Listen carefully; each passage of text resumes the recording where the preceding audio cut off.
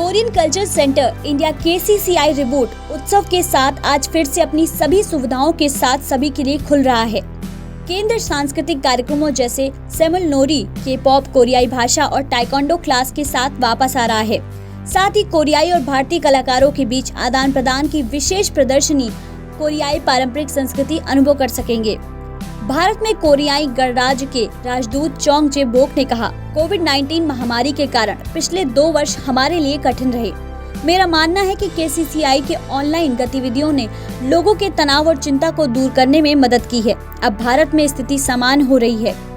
आपके पूर्ण समर्थन से वर्ष 2023 कोरिया भारत संबंधों के इतिहास में एक महत्वपूर्ण क्षण होगा, क्योंकि हम राजनयिक संबंधों के 50 वर्ष मनाएंगे। कोरियाई सरकार द्वारा दुनिया भर में कोरियाई भाषा और संस्कृति को बढ़ावा देने के लगातार प्रयासों पर बात करते हुए उन्होंने कहा कि हाल के दिनों में उल्लेखनीय वृद्धि हासिल हुई है। भारत में कोरियाई भाषा और संस्कृति की बढ़ती लोकप्रियता भी किसी से अछूता नहीं है। वहीं कोरियन कल्चर सेंटर इंडिया के निदेशक श्री होंग इल योंग ने कहा, आज से हम अपने भारतीय मित्रों को केंद्र वापस कर रहे हैं।